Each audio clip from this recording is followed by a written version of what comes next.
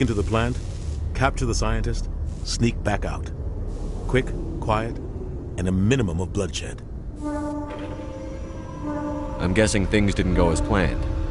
Saren and I split up to cover more ground. Then about halfway through the mission, there was a massive explosion in the refinery core. Officially, it was ruled an accident, but I think Saren detonated it on purpose to draw off the enemy guards. Sounds like overkill to me. The explosion tore the refinery to shreds. The whole place was on fire. Black chemical clouds poured out into the atmosphere. Nobody inside survived. There was a camp for the workers and their families nearby. Between the fires and the toxic fumes, the final death count was over 500. Mostly civilians. Saren didn't care. The target was eliminated, mission accomplished, and I ended up taking the blame. That ended all talk of me joining the Spectres. Saren caused the explosion. How'd he pin it on you? In his report, Saren accused me of blowing his cover. He said it was my fault the guards were ready for us. He claimed that's why it turned into a massacre. Saren's report was all the proof the Council needed to kill my chances of becoming a Spectre. Don't blame yourself, Captain. I don't. I blame Saren. I think he wanted things to go bad. He was looking for an excuse to blow that refinery. Maybe he just likes the violence. Maybe he was just trying to make me look bad to keep humans out of the Spectres. If so, he pulled it off. Why'd you let him get away with it? Who do you think the Council was going to listen to? Me? Or their best agent? I had a bad feeling about him right from the start. I should have been more careful. Maybe I could have stopped things before they got out of hand. Don't blame yourself, Captain. I don't. I blame Saren. I think he wanted things to go bad. He was looking for an excuse to blow that refinery. Maybe he just likes the violence. Maybe he was just trying to make me look bad to keep humans out of the Spectres. If so, he pulled it off. The only thing I care about is stopping Saren. You're right, Commander. It's no good living in the past. Any extra intel you can give me on our colony at Feros? The entire planet used to be one giant Prothean city. Mostly ruins now. But some of the infrastructure is still intact. The colony tried to build on what the Protheans left behind. We lost all contact with them when the Geth attacked. What do you know about the Artemis Tau cluster? Not much. I've never been there myself. A handful of systems with a few small, uncharted worlds, but no real colonies. Might not be easy finding Dr. T'Soni out there. My advice is to look for the world with the Prothean ruins. What can you tell me about Noveria? Novaria's trouble. Always has been.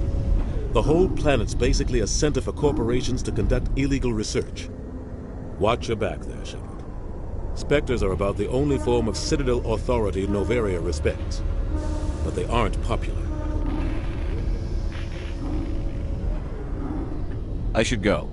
I'll be here if you need anything.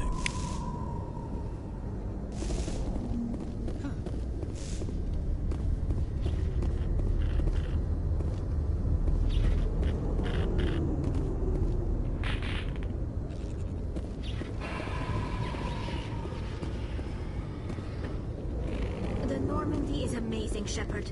It's an honor to be among her crew.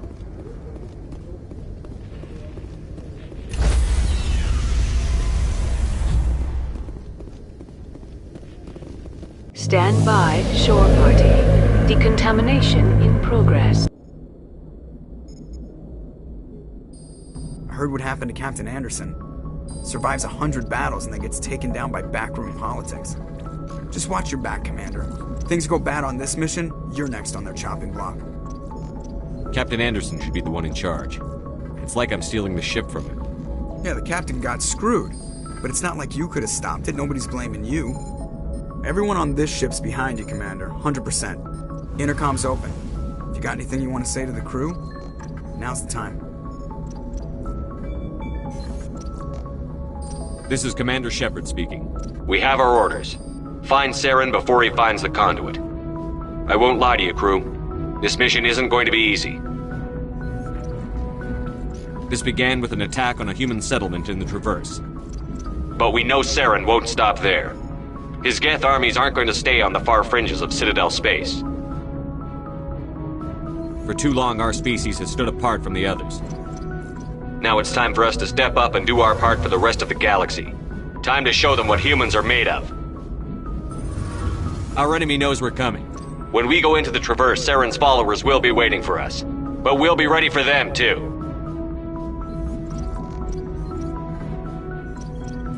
Humanity needs to do this. Not just for our own sake, but for the sake of every other species in Citadel space. Saren must be stopped. And I promise you all, we will stop him. Well said, Commander. Captain will be proud. Fancy speeches won't stop Saren from finding the conduit. If we really want to make the captain proud, we better get this bird in the air. Yes, sir.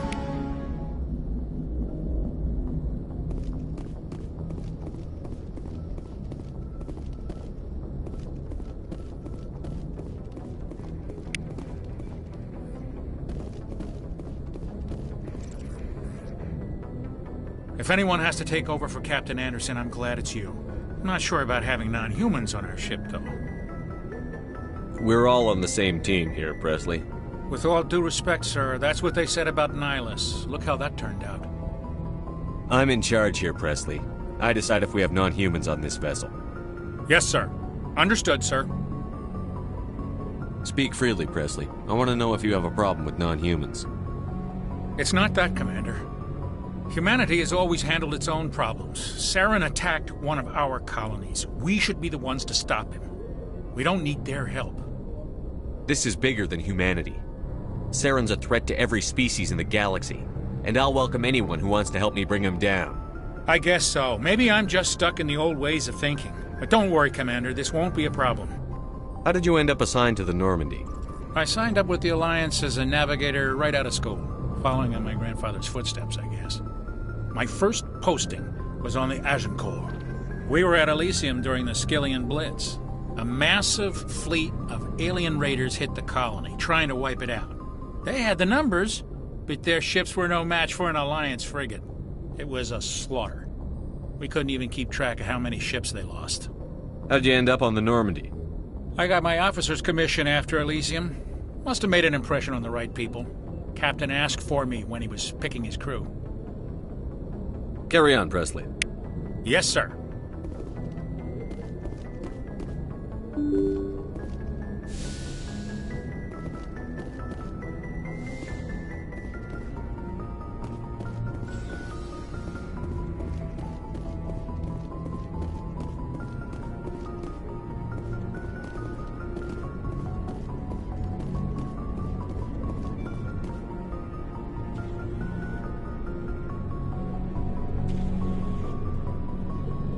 Anything you need, Commander? Just trying to get a sense of where the crew's at. Thoughts? I've wasted enough of your time for now, Commander. We'll have time for personal debriefings later. What's your opinion on the last mission? I don't see how we could have done things any better. At least not without getting to Eden Prime sooner. And we were on the scene faster than any other Alliance ship could have been. We'll talk another time, Lieutenant. Commander?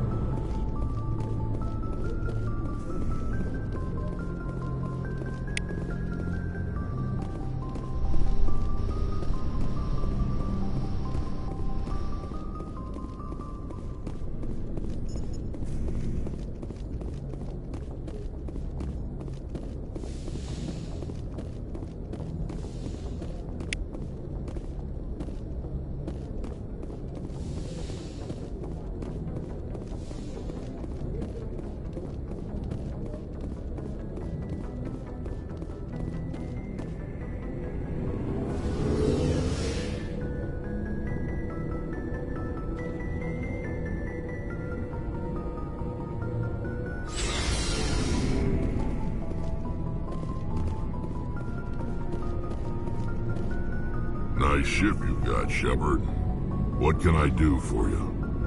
What's your story, Rex? There's no story. Go ask the Quarian if you want stories. You Krogan lived for centuries. Don't tell me you haven't had a few interesting adventures. Well, there was this one time the Turians almost wiped out our entire race. That was fun. I heard about that. You know, they almost did the same to us. It's not the same. It seems pretty much the same to me. So your people were infected with a genetic mutation? An infection that makes only a few in 1,000 children survive birth? And I suppose it's destroying your entire species? I suppose it isn't all the same. I don't expect you to understand, but don't compare humanity's fate with the Krogan. I was just making conversation. I wasn't trying to upset you. Your ignorance doesn't upset me, Shepard. As for the Krogan, I gave up on them long ago. The genophage infected us, but it's not what's killing us.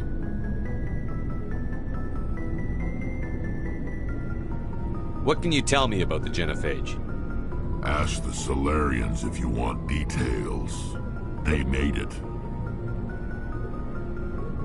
All I know, it makes breeding nearly impossible. Thousands die in stillbirth, and most never get that far. Every Krogan is infected, every one. And no one's rushing to find a cure. Why don't the Krogan try to find a cure? When was the last time you saw a Krogan scientist? You ask a Krogan, would he rather find a cure for the genophage or fight for credits? He'll choose fighting every time. It's just who we are, Shepard. I can't change that. Nobody can. Are your people really dying? We're sure not getting any stronger. We're too spread out. None of us are interested in staying in our own system. Lots of species have left their homes and prospered. But they go to colonize new worlds. We're not settlers. We're warriors. We want to fight. So we leave. Hire ourselves out. And most of us never go back. So long, Rex. Shepard.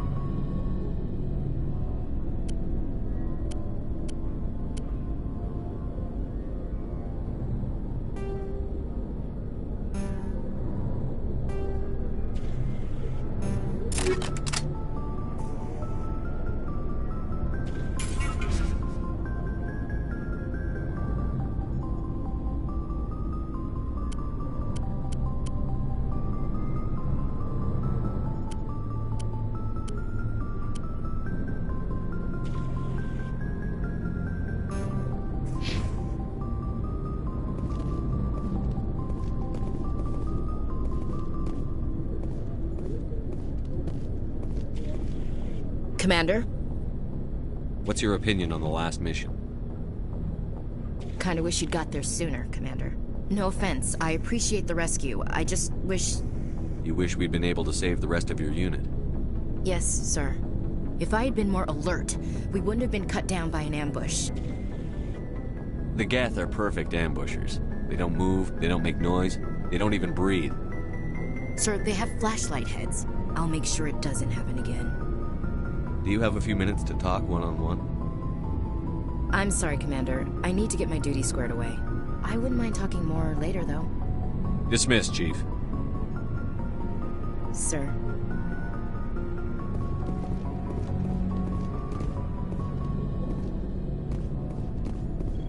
Thanks for bringing me on board, Commander. I knew working with the Spectre would be better than life at C-Sec. Have you worked with a Spectre before? Well, no, but I know what they're like. Spectres make their own rules. You're free to handle things your way. At C-Sec, you're buried by rules. The damn bureaucrats are always on your back. Being a Spectre does have its advantages. Exactly my point. If I'm trying to take down a suspect, it shouldn't matter how I do it, as long as I do it. But C-Sec wants it done their way. Protocol and procedure come first. That's why I left. So you just quit because you didn't like the way they do things? There's more to it than that. It didn't start out bad, but as I rose in ranks, I got saddled with more and more red tape. C-Sec's handling of Saren was typical. I just couldn't take it anymore. I hate leaving. I hope you made the right choice. I'd hate for you to regret it later. Well, that's sort of why I teamed up with you. It's a chance for me to get off the Citadel, see how things are done outside C-Sec. Either way, I plan to make the most of this. And without C-Sec headquarters looking over my shoulder, well, maybe I can get the job done my way for a change. As long as you do your job well, you're free to go about your business as you see fit. Thank you, Commander.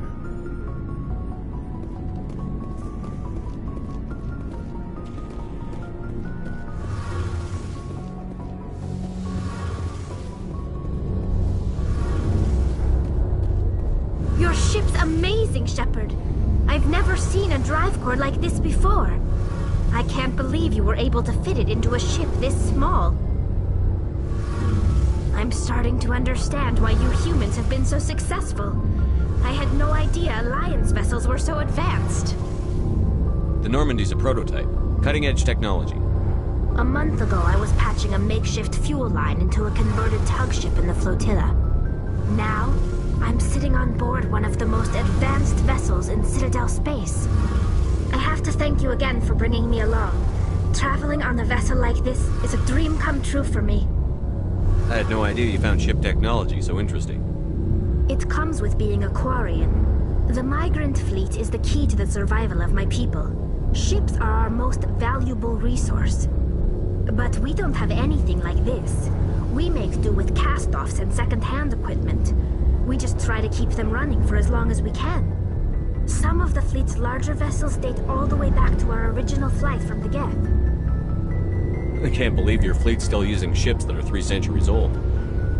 They're constantly being repaired, modified, and refitted. They aren't pretty, but they work. Mostly. We've tried to make ourselves as independent as possible on the flotilla. Grow our own food, mine, and process our own fuel. But some things we just can't make on our own. A patch to maintain the hull integrity requires raw materials we just don't have. That's why our pilgrimages are so important.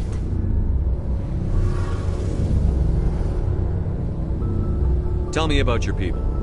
Our lives aren't easy. Resources are scarce, and we are constantly on the move. Everything we do must in some way contribute to the continuation of the migrant fleet. There are 17 million Quarians in the flotilla, and each of us relies on the others for survival. The bonds among my people are strong. Unfortunately, we have had to surrender many of the freedoms and civil liberties other species take for granted. What kind of freedoms? Well, it's illegal for parents to have more than one child. If our population grows too much, it would strain our resources to their breaking point. Of course, we also can't allow our numbers to become too few. If our population is in decline, the rule against single births is temporarily repealed. In extreme cases of population decline, incentives are even offered to encourage multiple births, though the Conclave hasn't had to take such measures in nearly a century. That's your government. The Conclave is our civilian branch of government. Each ship can elect a representative to serve on the Conclave and make decisions that affect the fleet as a whole. On matters that affect an individual ship, however, the captain has the final say. It's a tradition that dates back to the early days, when the fleet was governed by martial law. Fortunately, most captains nowadays are smart enough to have an elected council from their crew to give them advice and guidance.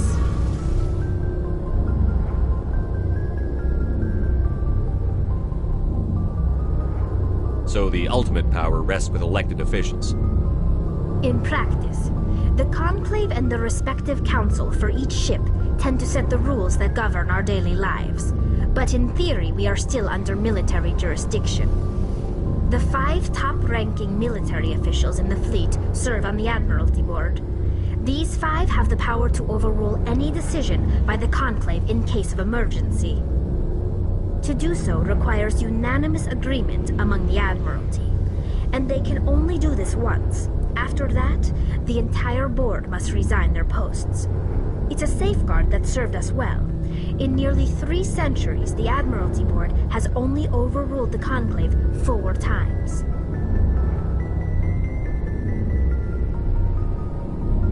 I want to know more about the Geth. I doubt I can tell you anything you don't already know. It's been almost 3 centuries since they drove my people into exile. All I know is the story of their origins. What they were when we created them, and how they turned on us.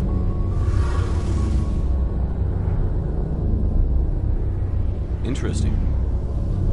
The Geth were originally created to serve as an automated manual labor force. Initially, their intelligence was as limited as any VI. Over time, we made small modifications to their programming to allow them to perform more varied and complex tasks, bringing them closer and closer to true AI status. How come the Council didn't step in and stop you? This wasn't true AI research. We may have been skirting the bounds of the law, but we never did anything that was actually illegal. The changes were so insignificant, so gradual, that we were able to control them. Or so we thought. But one thing we underestimated was the power of the neural network.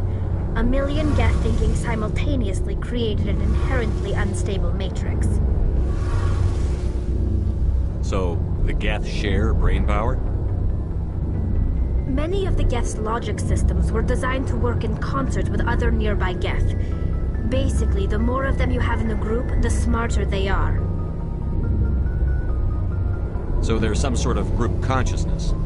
No, nothing like that. They cannot share sensory data or information. Their programming cannot handle that much simultaneous input. Each Geth maintains an individual awareness and identity. The neural network only operates on a process-based level. It's basically the synthetic equivalent of a subconscious. But when they're in close proximity, they can coordinate low-level functional processes, freeing up more capacity for original or independent thought. What made them rebel? As we built more and more Geth, their effective intelligence became more sophisticated, more abstract. One day, a Geth began to ask its Quarian overseer questions about the nature of its existence. Am I alive? Why am I here? What is my purpose? As you can imagine, this caused a near panic among my people. What did you do? It was inevitable the newly sentient Geth would rebel against their situation. We knew they would rise up against us, so we acted first. A general order went out across all Quarian-controlled systems to permanently deactivate all Geth. The Geth responded to this order violently. You didn't really think they'd just let you destroy them without a fight, did you? The hope was that most of the Geth would still be little more than machines, incapable of organized resistance. But they had progressed much further than anyone anticipated. The war was long and bloody. Millions upon millions of Quarians died at their hands. In the end, we were forced to flee our own homeworld. We feared the Geth would pursue us, but they never came beyond the Veil. Now we drift through space, exile, searching for a way to reclaim what was once ours. I want to know more about the pilgrimage. When my people reach maturity, we leave our birth ships and seek acceptance with a new crew. It's necessary to maintain genetic diversity among the fleet. But no ship wants to accept someone who will be a burden on them. So, to prove our worth, we embark on a pilgrimage. We set out alone, leaving the flotilla and our families behind us. We only return once we have found something of value we can bring back to the fleet. This is presented as a gift to the captain of the respective ship we wish to join. If the gift is accepted, we are welcomed into the crew. Can a captain choose to reject the gift? That doesn't happen often. Most captains are eager to increase the size of their crew. It increases their own standing in our society. Even when the gift is not particularly valuable, the captain usually accepts it out of a sense of tradition. However, there is a stigma to presenting a substandard gift. It's not the best way to make a good impression on a new community. Most pilgrims don't return until they find something worthwhile. I want to talk about something else. Like what? I should go. See you later.